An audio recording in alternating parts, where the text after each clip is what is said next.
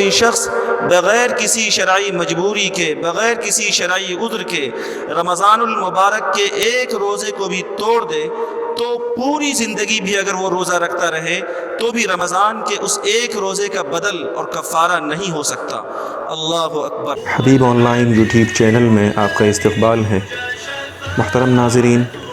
علماء کرام کے ہر طرح کے دینی، علمی، اصلاحی بیانات اور پیغامات محبت کے لیے نیز بہترین حمد و نعت کے لیے ہمارے چینل کو سبسکرائب کریں اور بیل آئیکن کو دبانا نہ بھولیں تاکہ ہمارا ہر اپڈیٹ آپ کو پہلے مل سکے۔ بسم اللہ الرحمن الرحیم، الحمد للہ رب العالمین، والصلاة والسلام على سید الانبیاء والمرسلین وعلى آلہ وصحبہ اجمعین، اما بعد فاعوذ باللہ من الشیطان الرجیم، بسم اللہ الرحمن الرحیم، یا ایہا الذین آمنوا کتب علیکم الصیام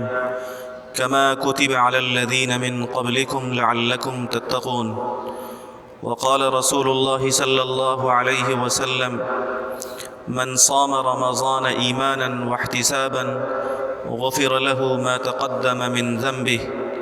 او كما قال علیہ الصلاة والسلام۔ رمضان کا مبارک مہینہ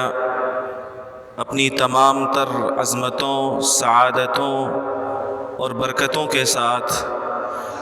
ہمارے اوپر جلوہ فگن ہے۔ یہ وہ مہینہ ہے جس کی عظمت و اہمیت کا احساس دلانے کے لیے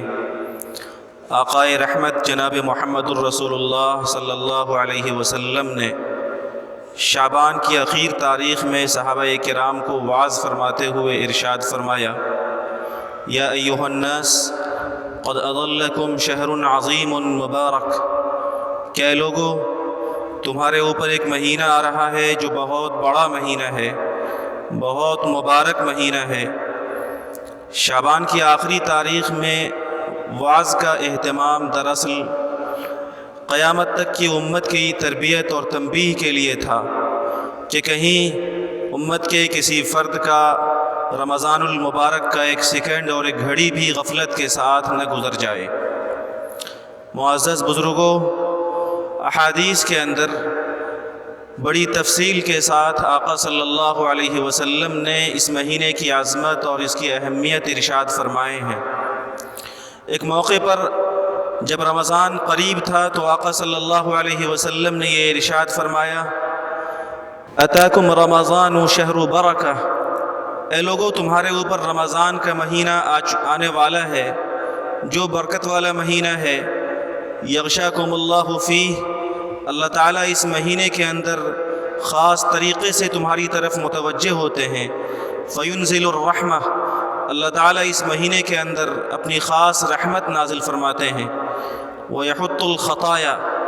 اللہ تعالیٰ اس مہینے کے اندر تمہارے گناہوں کو معاف فرماتے ہیں۔ ویستجیب فیہ الدعاء، اللہ تعالیٰ اس مہینے کے اندر تمہاری دعاؤں کو قبول کرتے ہیں۔ ینظر اللہ تعالیٰ الی تنافسکم فیہ ویباہی بکم ملائکتہ، اللہ تعالیٰ اس مہینے کے اندر عبادتوں میں ایک دوسرے سے بڑھ جانے کی تمہارے ریس کو دیکھ کر فرشتوں کے سامنے فخر فرماتے ہیں۔ فَأَرُوا اللَّهَ مِنْ أَنفُسِكُمْ خَيْرًا، لہذا اے لوگو اللہ تعالیٰ کو اپنی نیکی دکھلاؤ۔ اسی طریقے سے ایک روایت میں جناب رسول اللہ صلی اللہ علیہ وسلم نے یہ بات ارشاد فرمائی کہ اللہ تبارک و تعالیٰ نے میری امت کو رمضان کے سلسلے میں 5 ایسی خاص باتیں عطا فرمائی ہیں جو پہلی امتوں کو نہیں دی گئی۔ آقا صلی اللہ علیہ وسلم نے فرمایا، خلوف فم الصائم اطیب عند اللہ من ریح المسک، روزے دار کے منہ کی بو جو معدے کے خالی ہونے کی وجہ سے روزے کی حالت میں روزے دار کے منہ میں پیدا ہو جاتی ہے، یہ اللہ کی نزدیک مشک کی خوشبو سے بھی زیادہ پسندیدہ ہے۔ وَتَسْتَغْفِرُ لَهُمُ الْحِيتَانِ حَتَّى يُفْطِرُوا، اور مچھلیاں بھی روزے دار کے لیے استغفار کرتی ہیں یہاں تک کہ وہ روزہ افطار کر لیں۔ اور فرمایا وَيُزَيِّنُ اللَّهُ عَزَّ وَجَلَّ كُلَّ يَوْمٍ جَنَّتَهُ، اللہ تعالیٰ رمضان کے ہر دن اپنی جنت کو سنوارتا ہے اور ارشاد فرماتا ہے، یوشک عبادی الصالحون ان یلقوا عنہم المؤونہ ويصير إليك، قریب ہے کہ میرے نیک بندے اپنے اوپر سے دنیا کی مشقتوں کو پھینک کر تمہاری طرف آویں اور عبادت کر کے جنت کے اندر داخل ہونے کی کوشش کریں۔ اور فرمایا وَتُصْطَفُ فِيهِ مَرَدَةُ الشَّيَاطِينَ، اللہ تعالیٰ اس مہینے کے اندر سرکش شیاطین کو قید فرما دیتے ہیں، فَلَا يَخْلُصُوا فِيهِ إِلَى مَا كَانُوا يَخْلُصُونَ إِلَيْهِ فِي غَيْرِهِ، لہٰذا سرکش شیاطین رمضان کے اندر ان برائیوں کی طرف نہیں پہنچ سکتے جن کی طرف وہ غیر رمضان میں پہنچ سکتے ہیں۔ تو یہ خاص باتیں رمضان کے سلسلے میں اللہ تعالیٰ نے امت محمدیہ کو عطا فرمائی ہیں۔ ایک حدیث میں آقا صلی اللہ علیہ وسلم نے فرمایا ان للہ تبارک و تعالی عتقاء فی کل یوم و لیلہ، یعنی فی رمضان، کہ اللہ تبارک و تعالی رمضان کے ہر دن اور رمضان کی ہر رات میں بے پناہ بندوں کو جہنم سے خلاصی عطا فرماتا ہے۔ وَإِنَّ لِكُلِّ مُسْلِمٍ فِي كُلِّ يَوْمٍ وَلَيْلَةٍ دَعْوَةٌ مُسْتَجَابَةٌ، اور رمضان کے ہر دن اور رمضان کی ہر رات میں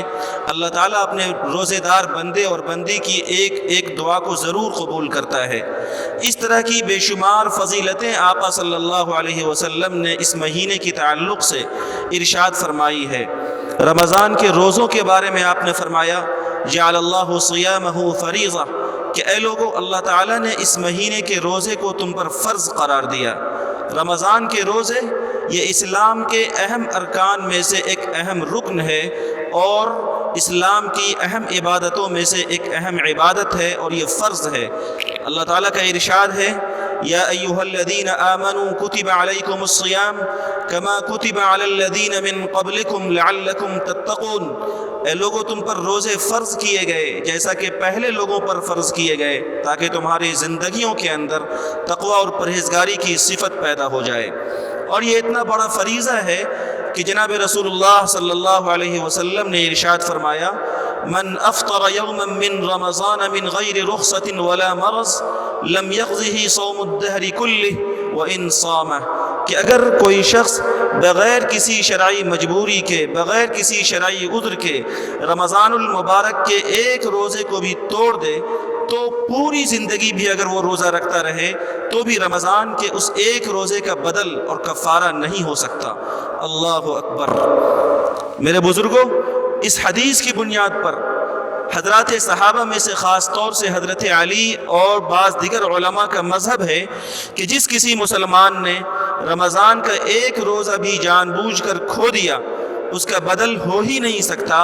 اور اس کی قضا ہو ہی نہیں سکتی، چاہے پوری زندگی روزہ رکھ لے۔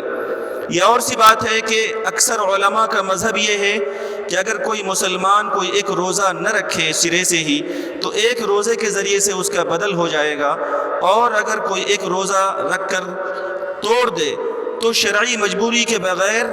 جو روزہ توڑا ہے اس کا قضا ایک روزے کے ذریعے سے ہوگا اور اس کا کفارہ 60 روزوں کے ذریعے سے ادا کیا جائے گا۔ اگر وہ ایک روزہ جس نے جان بوجھ کر توڑا ہے اس ایک روزے کا کفارہ 60 روزوں کے ذریعے سے اسے کرنا پڑے گا،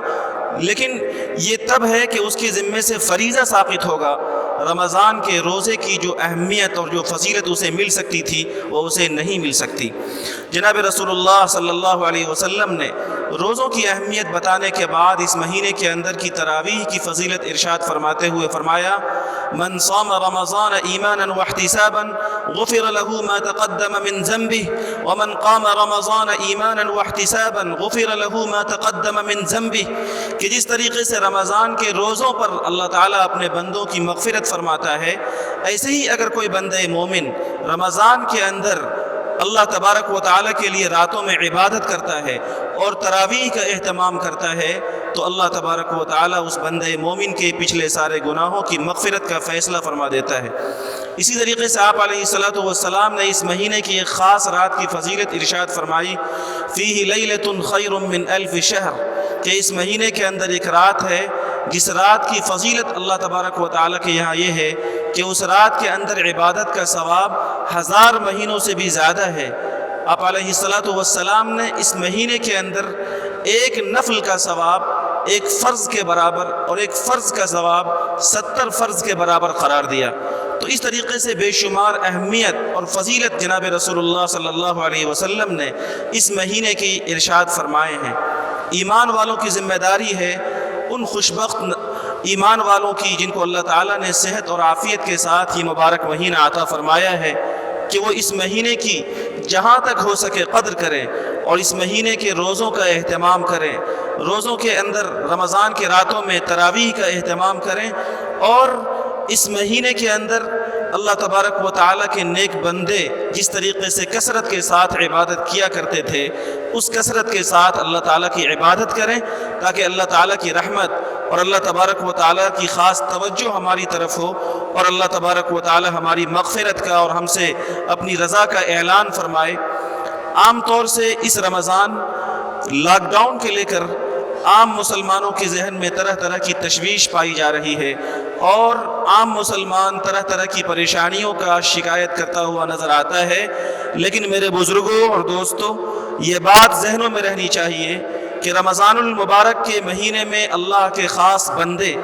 دنیا کے تمام جھمیلوں سے اور دنیا کے تمام کاروبار سے اپنے آپ کو الگ کر کے اللہ تبارک و تعالیٰ کی عبادت کے لیے یکسو کیا کرتے تھے۔ یہ اللہ تبارک و تعالیٰ کی طرف سے ایک طرح سے غیبی انتظام ہے کہ اللہ تبارک و تعالیٰ نے لاک ڈاؤن کے ذریعے سے ہمیں اور آپ کو یہ سنہرا موقع عطا فرمایا ہے کہ ہم یکسو ہو کر کے بالکل خاص طور سے اللہ تعالیٰ کی طرف متوجہ ہو کر کے ہم اللہ تبارک و تعالیٰ کی عبادت کریں۔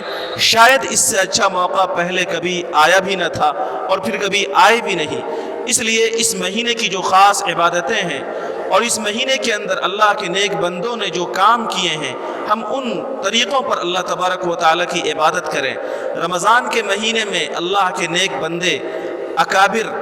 رمضان کے روزے، رمضان کی تراویح کے ساتھ ساتھ قرآن مجید کی کثرت کے ساتھ تلاوت کرنے کا ان کا معمول رہا ہے۔ خود جناب رسول اللہ صلی اللہ علیہ وسلم کے بارے میں احادیث کی کتابوں میں یہ ملتا ہے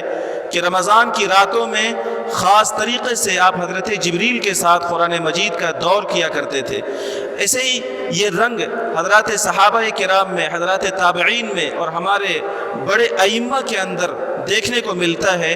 امام شافعی اور امام اعظم ابو حنیفہ رحمۃ اللہ علیہ کے بارے میں کتابوں کے اندر لکھا ہے کہ رمضان کے مبارک مہینے میں دن رات کے اندر وہ قرآن مجید کا پورے مہینے میں 60 ختم کر لیا کرتے تھے، یعنی رمضان کے ہر دن اور رمضان کی ہر رات ایک ایک قرآن مجید ختم کرنے کا ان کا معمول تھا۔ حضرت امام مالک رحمۃ اللہ علیہ کے بارے میں آتا ہے کہ جب رمضان کا مہینہ آتا تھا تو وہ بات چیت کرنا چھوڑ دیا کرتے تھے اور یکسوئی کے ساتھ قرآن مجید کی تلاوت کی طرف متوجہ ہو جایا کرتے تھے۔ امام زہری رحمۃ اللہ علیہ کے بارے میں آتا ہے کہ جب رمضان کا مہینہ آتا تھا تو وہ فرماتے تھے انما هو تلاوت القرآن و اطعام الطعام، کہ یہ مہینہ قرآن مجید کی تلاوت کا اور یہ مہینہ غریبوں، ضرورت مندوں اور مسکینوں کو کھانا کھلانے کا ہے۔ حضرت مولانا گنگوہی رحمۃ اللہ علیہ کے بارے میں لکھا ہے کتابوں کے اندر کہ 70 سال کی عمر میں پورے دن روزہ رکھنے کے بعد مغرب کے بعد کے اوابین کی 20 رکعتوں میں 2 پارہ قرآن مجید پڑھنے کا معمول تھا۔ رمضان کی راتوں میں 2-2.5 گھنٹے تراویح میں لگا کرتے تھے۔ تراویح کے بعد بھی حسب توفیق تلاوت کا اہتمام ہوتا تھا۔ تہجد میں 2 گھنٹے صرف ہوتے تھے۔ فجر کے بعد اشراق تک مراقبے میں اور ذکر و اذکار میں رہا کرتے تھے اور دن بھر کثرت کے ساتھ قرآن مجید کی تلاوت کرتے تھے۔ 70 سال کی عمر جو پیرانہ سالی کی اور ضعیفی کی، کمزوری کی ہوتی ہے، ان دنوں کے اندر بھی کم از کم تقریباً 15 پارہ قرآن مجید پڑھ لیا کرتے تھے۔ حضرت مولانا زکریا رحمۃ اللہ علیہ شیخ الحدیث کے بارے میں لکھا ہے کہ 42 سال تک ہر رمضان اور رمضان کے ہر دن میں تقریباً 30-35 پارہ قرآن مجید پڑھنے کا معمول تھا۔ اور حضرت شیخ الحدیث نے اپنے گھر کی خواتین کے بارے میں یہ لکھا ہے کہ گھر کی عورتیں گھر کے سارے کام کاج کے ساتھ 15-20 پارے قرآن مجید پڑھ لیا کرتی ہیں۔ اور ایسے ہی انہوں نے اپنی دادی کے بارے میں لکھا ہے آپ بیتی کے اندر کہ ہماری دادی رمضان کے ایک دن میں 1 قرآن مجید روزانہ ختم کر لیا کرتی ہیں۔ تو اللہ تبارک و تعالیٰ کے ان نیک بخت بندوں نے خوب کثرت کے ساتھ عبادت کی ہے۔ ایسا نہیں ہے کہ آج کرنے والے نہیں ہیں، آج کے زمانے میں بھی اللہ تعالیٰ کے سعادت مند بندے ایسے موجود ہیں جو رمضان کے ایک ایک دن میں پورا قرآن مجید پڑھ لیا کرتے ہیں۔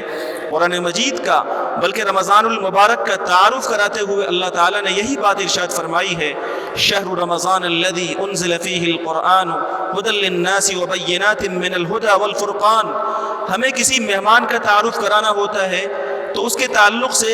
سب سے بڑی بات کہتے ہیں تاکہ اس مہمان کی عظمت کا لوگوں کو احساس ہو۔ اللہ تعالیٰ نے جب رمضان کا تعارف اپنے بندوں سے قرآن مجید میں کرایا تو یہ فرمایا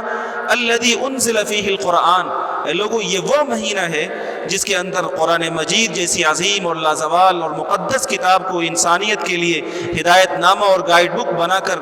قیامت تک کے انسانوں کے لیے اتارا گیا ہے۔ تو قرآن مجید کے ساتھ رمضان المبارک کو ایک خاص تعلق حاصل ہے۔ ہمیں روزہ اور تراویح کے ساتھ کثرت کے ساتھ قرآن مجید کی تلاوت بھی کرنی ہے، اور ایسے موقع سے جب کہ عالمی وبا سے اور عالمی عذاب سے آج ہم سب جوجھ رہے ہیں، اللہ تعالیٰ نے اپنی رحمت کے دروازوں کو، مسجدوں کو ہم پر بند کر لیا ہے، اور بھی کثرت کے ساتھ ہمیں اللہ کی طرف متوجہ ہونی ہے۔ قرآن کہتا ہے ما یفتح اللہ للناس من رحمت فلا ممسک لها وما یمسک فلا مرسل له من بعدہ۔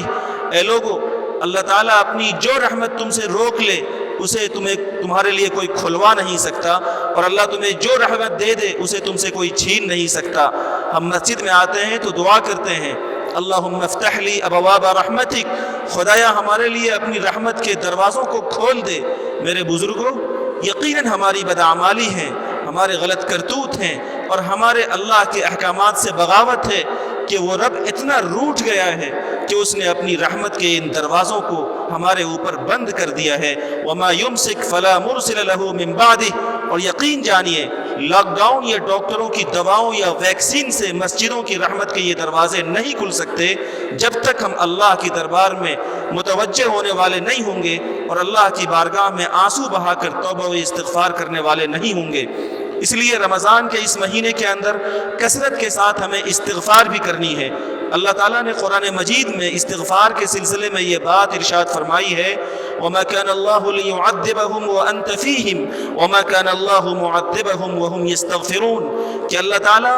عام انسانوں کو اپنا عام عذاب نہیں دے گا جب تک کہ خود نبی پاک علیہ السلام کی ذات گرامی ان میں موجود ہے اور جب تک ان کا عام طبقہ استغفار کر رہا ہو۔ بہت غور کرنے کی ضرورت ہے کہ گویا اللہ کے عام عذاب کو ٹالنے میں ہمارا توبہ و استغفار یہ ہمارے درمیان نبی رحمت جناب محمد الرسول اللہ صلی اللہ علیہ وسلم کے وجود کے درجے میں ہے۔ اس لیے اس رمضان کو روزہ و تراویح اور کثرت تلاوت کے ساتھ ساتھ کثرت کے ساتھ اللہ کے سامنے اپنے گناہوں پر رونے اور توبہ و استغفار میں صرف کرنے کی ضرورت ہے۔ ان تین کاموں کے علاوہ ایک اور کام ہمیں کرنا ہے جس کے ذریعے سے ہم اپنے روٹھے رب کو منا سکتے ہیں، اور جس کام کے ذریعے سے اللہ کی رحمت ہماری طرف اس رمضان متوجہ ہوگی، اور وہ یہ ہے کہ جہاں ہم روزہ و تراویح، قرآن کریم کی تلاوت اور توبہ و استغفار کے ذریعے سے اپنے رب کی خوب بندگی کرنے کی کوشش کریں، وہیں اللہ کی خاص رحمت کو اپنی طرف متوجہ کرنے کے لیے اللہ کے ضرورت مندوں کے ہم کام آئیں۔ اللہ تعالیٰ کے جو ضرورت مند بندے ہیں، جو ہمارے سماج کے غریب اور مزدور قسم کے لوگ ہیں، جو اس لاک ڈاؤن کی مہاماری سے بھوکوں پریشان ہیں، ہم ایسے لوگوں کی نشاندہی کر کے، ایسے لوگوں کی خوراک کا، ایسے لوگوں کے رمضان کی سہولیات کا انتظام کریں۔ یقین جانیے یہ اتنا بڑا عمل ہے کہ اگر ہم نے ترجیحی بنیاد پر یہ کام کیا تو یقیناً وہ رب ہم سے راضی ہو جائے گا اور اس کی رحمت ہماری طرف متوجہ ہوگی۔ یہی وجہ ہے کہ اس بار ہمارے بڑے اکابر علماء یہ اپیل کر رہے ہیں کہ اس رمضان مسلمان اپنی عید پرانے کپڑوں میں کر لے، نئے کپڑوں کی شاپنگ نہ کرے۔ یہ جہاں بہت سارے فتنوں سے حفاظت کا ذریعہ ہوگا، وہیں سماج کے دبے کچلے اور سماج کے غریب اور پریشان حال لوگوں کی ضرورت کی تکمیل کا بھی ذریعہ ہوگا، اور یقیناً یہ وہ عمل ہے جس کے ذریعے سے اللہ کی رحمت بھی متوجہ ہوگی۔ ایک حدیث قدسی میں ہے کہ اللہ تعالیٰ قیامت کے دن یہ ارشاد فرمائیں گے بندے سے عبدی مرضت فلم تعدنی، اے میرے بندے میں بیمار تھا، تم نے میری بیماری کے زمانے میں میری خبرگیری نہیں کی، میری بیمار پرسی نہیں کی۔ اللہ تعالیٰ جب یہ بات بندے سے کہیں گے تو وہ بندہ کہے گا کیف اعودک وانت رب العالمین، خدایا آپ تو سارے جہان کے رب ہیں، اے میرے اللہ آپ تو سارے جہان کو پالتے پوستے ہیں، آپ کو بھلا بیماری اور آپ کو بیمار پرسی کی کیا ضرورت؟ تو اللہ تعالیٰ فرمائیں گے کہ کیا تمہیں معلوم نہیں تھا کہ میرا فلاں بندہ بیمار تھا، اگر تو اس کی بیمار پرسی کے لیے جاتا، اس کی خبر گیری کے لیے جاتا تو تم مجھے وہاں پا لیتا، تو میری مدد، میری رحمت، میری نصرت، میری مغفرت وہاں تمہیں مل جاتی۔ پھر اللہ تعالیٰ فرمائیں گے عبدی استسقیتک فلم تسقنی، اے میرے بندے مجھے پیاس لگی تھی اور پیاس کے عالم میں میں نے تجھ سے پانی مانگا تھا لیکن تو نے مجھے پانی نہیں دیا۔ وہ بندہ کہے گا کیف اسقیک وانت رب العالمین، اے اللہ آپ تو سارے جہان کے رب ہیں، سارے جہان سے بے نیاز ہیں، آپ کو بھلا پیاس کی کیا ضرورت؟ تو اللہ تعالیٰ فرمائیں گے کہ میرا فلاں بندہ لاک ڈاؤن کے اندر پیاس سے تڑپ رہا تھا اور تو نے اسے پانی نہ پلایا، کیا تمہیں معلوم نہیں اگر تو اسے پانی پلاتا تو اس کا بدلہ میری طرف سے مل جاتا؟ پھر اللہ تعالیٰ فرمائیں گے استطعمتک فلم تطعمنی، اے میرے بندے میں نے تجھ سے کھانا مانگا تھا تو نے مجھے کھانا نہیں دیا۔ پھر وہ بندہ کہے گا کیف اطعمک وانت رب العالمین، اے اللہ آپ تو سارے جہان کے رب ہیں، سب سے بے نیاز ہیں، آپ کو کھانے کی کیا ضرورت؟ تو اللہ تعالیٰ فرمائیں گے کہ میرا فلاں بندہ لاک ڈاؤن کے زمانے میں بھوک سے تڑپ رہا تھا، اگر تو اسے بھوک کے عالم میں کھانے کا انتظام کر دیتا تو اس کا بدلہ میری طرف سے مل جاتا۔ میرے بزرگوں، اس لاک ڈاؤن میں اور اس مہاماری میں اور کرونا وائرس کی اس صورتحال میں جبکہ بجا طور پر یہ کہا جا رہا ہے کہ یہ اللہ کا عذاب ہے اور علاج بیماریوں کا کیا جاتا ہے، علاج عذاب کا نہیں ہوتا، عذاب کا علاج یہ ہے کہ بندے عام طور پر اللہ کی بارگاہ میں روئیں دھوئیں اور اللہ کی رحمت اپنی طرف متوجہ کرنے والے اعمال کریں۔ ایسے زمانے میں ذرا اس حدیث کے الفاظ پر غور کیجئے کہ اللہ تعالیٰ ہر موقع سے یہ فرما رہا ہے اگر تو میرے بندے کی بیمار پرسی کرتا، میرے بندے کو کھلاتا، میرے بندے کو پلاتا، اس کی ضرورت کو پوری کرتا تو مجھے وہاں پا لیتا، میری طرف سے تمہیں اس کا بدلہ مل جاتا۔ کیا آپ اس بات پر یقین نہیں کریں گے کہ اس مہاماری میں اگر ہم اپنے ضرورت مند بھائیوں کی ضرورت کی تکمیل کریں تو اللہ تعالیٰ کے اس وعدے کے مطابق اللہ کی نصرت ہمیں وہاں مل جائے گی، اللہ کی رحمت وہاں ہمیں مل جائے گی، کرونا وائرس کے عذاب سے ہمیں نجات مل جائے گی۔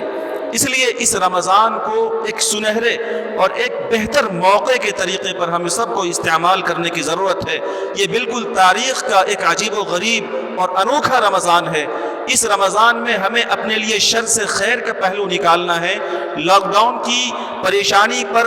شکایت کا اظہار کرنے کے بجائے جس طریقے سے اللہ کے نیک بندے اس رمضان میں یکسو ہو جایا کرتے تھے، ہم اس مہینے میں اپنے آپ کو یکسو کر لیں۔ روزوں کے لیے روزوں کا اہتمام ہو، روزوں کی حفاظت ہو، غلط چیزوں کے دیکھنے سے، غلط چیزوں کے سننے سے، زبان کے ذریعے سے غلط بول سے، ہاتھ پاؤں کے ذریعے سے غلط چیزوں کے کرنے سے۔ ایسے ہی رمضان کے راتوں میں تراویح کا اہتمام ہو، اس مہینے کے اندر کثرت کے ساتھ استغفار کا اہتمام ہو، قرآن مجید کی تلاوت کا اہتمام ہو، اور ان چار کاموں کے ساتھ ساتھ اللہ کی عبادت کثرت کے ساتھ کرنے کے ساتھ ساتھ اللہ کے بندوں کی ضرورت میں کام آنا ہمارا اگر مشن بن جائے تو یقیناً اس رمضان اللہ کی رحمت ہماری طرف متوجہ ہو کر رہے گی اور اللہ تعالیٰ یہ وبا اور یہ عذاب ہم سے ہٹا لے گا۔ اللہ تعالیٰ سے دعا ہے کہ اللہ تعالیٰ ہم سب کو اس رمضان کی قدردانی عطا فرمائے۔ اللہ تعالیٰ ہمیں اہتمام کے ساتھ روزے، تراویح، کثرت کے ساتھ قرآن مجید کی تلاوت، استغفار اور اپنے بندوں کی خدمت کے لیے قبول فرمائے۔ وآخر دعوانا ان الحمد للہ رب العالمین۔